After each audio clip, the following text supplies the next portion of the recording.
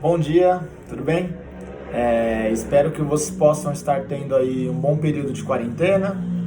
Não deve estar sendo muito fácil, né, passar esse período em casa. Imagino que vocês estão sempre na rua, jogando bola, andando de bicicleta, em casa de parentes, casa de colegas, mas enfim, nesse momento é algo que está sendo necessário, né? E porque a saúde, né, é a principal coisa que a gente deve estar antenado nesse primeiro momento, tá bom? Então, hoje vamos estar começando o ensino, né, de biologia nesse padrão de videoaulas, um padrão de ensino à distância. Eu desde já me prontifico aqui a estar ajudando, a estar prestando qualquer tipo de suporte para que vocês possam assimilar o conteúdo da melhor maneira possível. Peço desde já também boa vontade de todos vocês aí para que a gente possa estar enfrentando esse período de maneira mais leve possível, para que esse tempo que eu estou dispondo aqui de estar preparando uma aula, que vocês vão estar dispondo de estar vendo a minha aula, possa ser aproveitado da melhor maneira possível, né? Porque a vida tem que continuar, apesar de a gente estar em casa, a gente tem que estar tocando aí as coisas, tentando levar da melhor maneira possível, tá bom? Então, espero que eu possa estar transparecendo a ideia aqui do que eu gostaria de estar falando para vocês e que a gente possa levar isso da melhor maneira possível. Eu tenho certeza que a gente vai conseguir fazer isso rolar. Vai dar certo, vai rolar, tá bom? Então hoje nós iremos começar a apostila 2, tá? Porque a apostila 1 a gente acabou já, ainda bem, no período que estávamos juntos em sala. E começaremos hoje a apostila 2 para a gente dar continuidade no conteúdo, tá bom? E a apostila 2, a aula 7, estaremos trabalhando sobre a classificação dos animais. Os animais são um grupo mais comum de estarmos estudando, né? Plantas e animais, por serem maiores e tal, são os grupos mais fáceis, digamos assim, de se estudar. Porém, os animais, apesar de serem um único grupo, né, animal, é o reino animal, eles apresentam uma variedade muito grande de características. Por exemplo, quando eu falo de animal, eu posso estar falando de uma formiga e de um elefante. Eu posso estar falando de uma girafa e de um peixe, de um gato e de uma lesma. Então, olha a diferença que existe entre esses seres que eu citei. Porém, mesmo com toda essa variedade física, comportamental e etc., eles são seres do mesmo reino, que é o reino animal. E aí, devido a essa grande variedade de características presentes nos seres desse grupo, desse reino, um cientista sueco, que ele era chamado era o nome dele no caso, Linneu. Vai rolar piadinha agora, mas enfim, o nome dele é Linneu. Ele desenvolveu um padrão chamado de sistema de Linneu, onde ele criou subgrupos para classificar esses animais. Ele criou subgrupos chamados de táxons, onde dessa maneira nós pudéssemos estar criando alguns filtros para que a gente possa estar selecionando grupos mais específicos. Por exemplo, todos que eu citei anteriormente, girafa, peixe, lesma, gato, elefante e tal, são animais. E isso é um reino. Então, reino é um exemplo de um subgrupo, é um exemplo de um táxon que o Linneu criou. Aí, quando eu falo de animais, eu posso dividir esses animais em dois subgrupos, que são os vertebrados e os invertebrados. Então, olha aí, além do reino, eu os dividi em um segundo processo de filtragem, né? Uma segunda forma de eu tornar o meu estudo mais específico. Essa questão de vertebrado ou invertebrado é um táxon chamado de filo. Aí existe outro subgrupo Por exemplo, os vertebrados, eles são divididos em 5 subgrupos, que seria peixes, répteis, anfíbios, aves e mamíferos, que é um outro táxon, conforme eu citei. Aí vamos supor mamífero. Quando eu falo de mamífero, eu posso dividir os mamíferos em 2 grupos também, 3 até. Eu posso dizer dos mamíferos carnívoros, eu posso citar os mamíferos herbívoros, e eu posso falar também dos mamíferos que são onívoros, ou seja, aqueles que comem tanto carne quanto vegetal. Então, existem várias formas de eu especificar o meu estudo ou o meu padrão de animais no qual eu estou me referindo, que são esses subgrupos, que são chamados de táxons. Ao todo, existem 7 táxons, tá?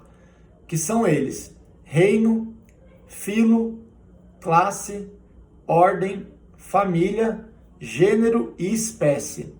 E aí, a cada táxon que se passa, ele é mais específico que o anterior. Por exemplo, reino animal. Eu posso estar falando de uma formiga, de uma baleia, de um elefante, de uma lesma, de uma minhoca, de um coelho. Aí, do reino animal, eu posso ir no filo, que seria vertebrado ou invertebrado. Então, quando eu falo de vertebrado, por exemplo, eu já vou estar excluindo abelhas, formigas, lesmas, água-viva. Aí, então vamos lá. Vertebrado, então agora eu estou falando de mamíferos. Então eu já vou excluir a partir daí jacaré, peixe, galinha, sapo. Aí agora eu estou falando de carnívoros. Então eu já posso excluir zebra, coelho, cavalo, girafa. Aí, por exemplo, eu vou falar dos felinos.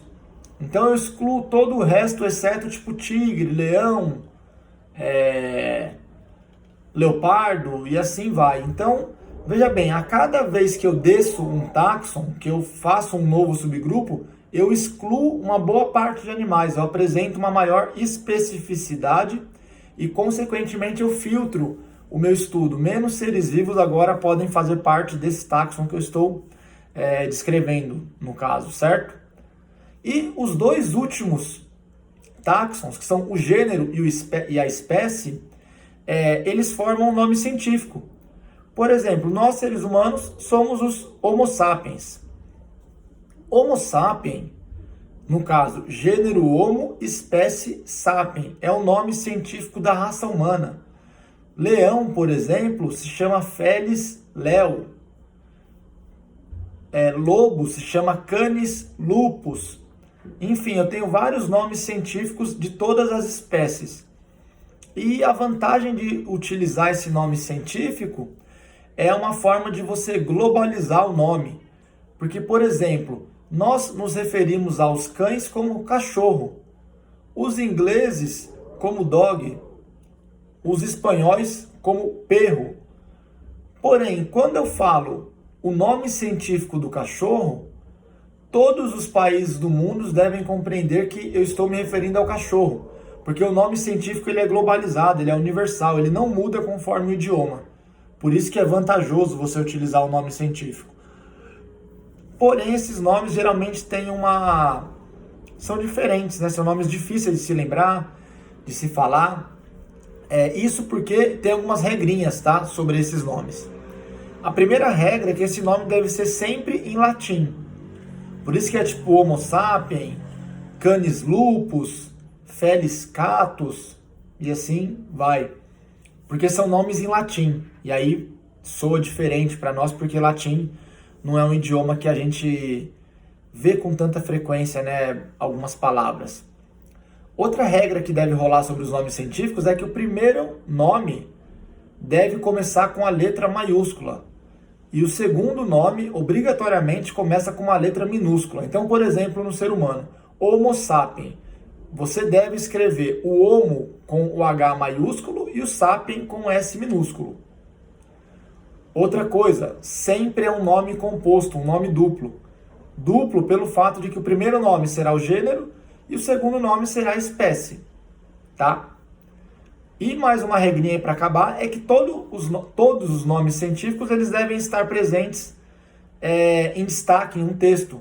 Então, quando você está lendo um texto e tem lá um nome científico, obrigatoriamente ele tem que estar em negrito, obrigatoriamente ele tem que estar em itálico ou então sublinhado, tá? Não pode escrever um nome científico no padrão das demais palavras do texto. Ele tem que estar obrigatoriamente destacado das demais palavras, ok? Esses são alguns padrões que a gente deve estar sabendo para que quando vocês venham a escrever algum nome científico, vocês o escrevam da melhor maneira possível, seguindo os padrões estabelecidos pelo Linneu, que agora já não rola mais a piadinha. Você não sabe, nem eu. Você sabe agora. É meio estranha essa, mas enfim, tentei. E aí agora, também ainda nessa aula, nós iremos estar falando, né, sobre os protozoários. Protozoários, alguém sabe o que é isso? Eu acredito que não, porque não é algo tão citado. Os protozoários é um grupo de seres vivos que são muito parecidos com as bactérias. Por que eles são parecidos com as bactérias? Porque eles são unicelulares, ou seja, só tem uma célula e, consequentemente, eles são microscópicos, tá? Porém, eles se diferenciam basicamente por uma razão.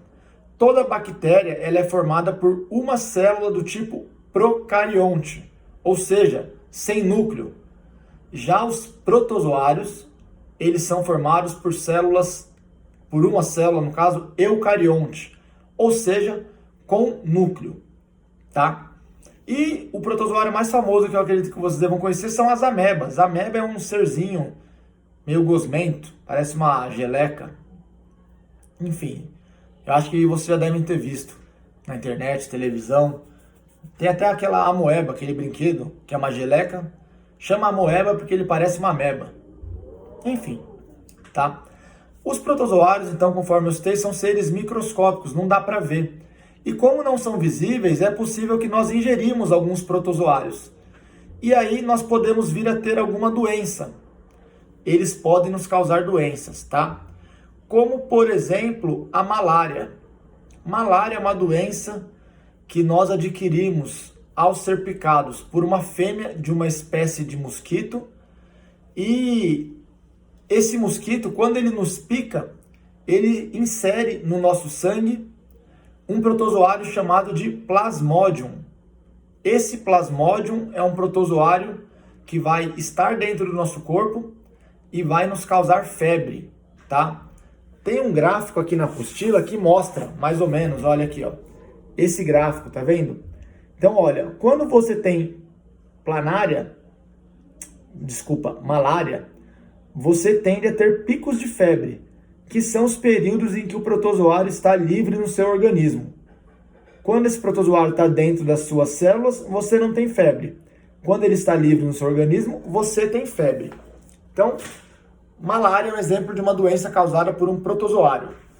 Outro exemplo de doença causada por protozoário é a doença de Chagas, que é bastante famosa, porque ela é bem comum aqui no Brasil e ela até tem esse nome porque o médico que descobriu essa doença, ele se chamava Carlos Chagas e era brasileiro. Então, doença de Chagas também é uma doença causada por um protozoário. É um protozoário que nós pegamos dessa vez não por sermos picados por um inseto. Na verdade, é por um inseto, não por um mosquito. Quem causa doença de Chagas é um inseto chamado inseto barbeiro, que é bem comum na região norte e nordeste do país. Esse inseto se chama barbeiro porque ele pica o nosso rosto. Então, ele tem dentro dele o protozoário. Aí ele vai lá e pica o seu rosto. É meio nojento, mas ele faz cocô na picada.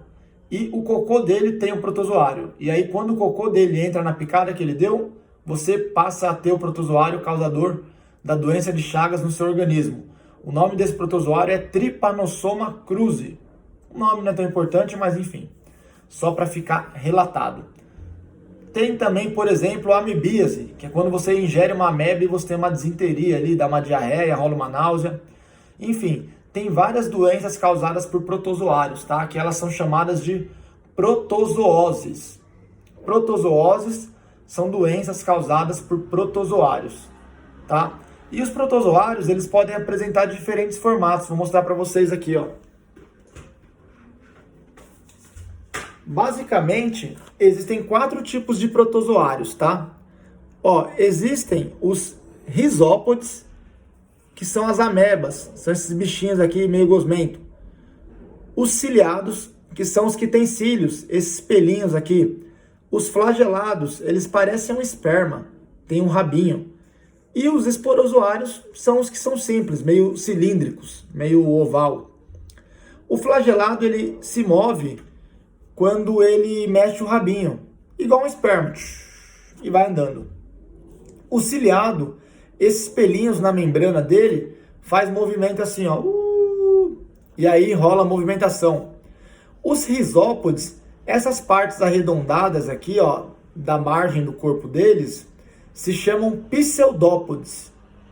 E isso serve para fixar ele no chão e ele, tipo, deslizar, se arrastar.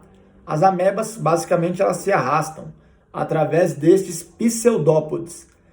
E esse esporozoário, que é meio oval, ele não anda, tá? Ele não tem nenhum tipo de deslocamento. Então, os protozoários, eles se diferenciam dependendo da maneira com a qual eles se locomovem. Os flagelados, o flagelo faz ondinha, tipo um esperma. Os ciliados, os cílios se movem e aí eles se movem junto.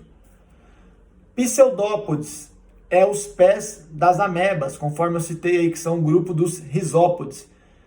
Ela vai se arrastando, se rastejando para frente. E aí eles vivem na água, em alimentos. Eu posso comer um alimento contaminado, eu posso beber uma bebida contaminada, eu posso andar descalço e adquirir um protozoário.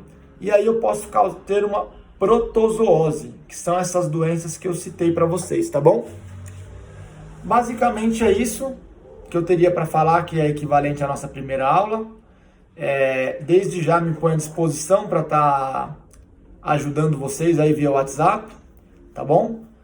Eu espero que tenha sido esclarecedora essa aula, né? Que eu possa ter conseguido passar a mensagem para vocês. E eu peço para vocês, por favor, estarem realizando as atividades das páginas 12 e 13. Página 12 e 13 da apostila 2, façam os exercícios, por favor.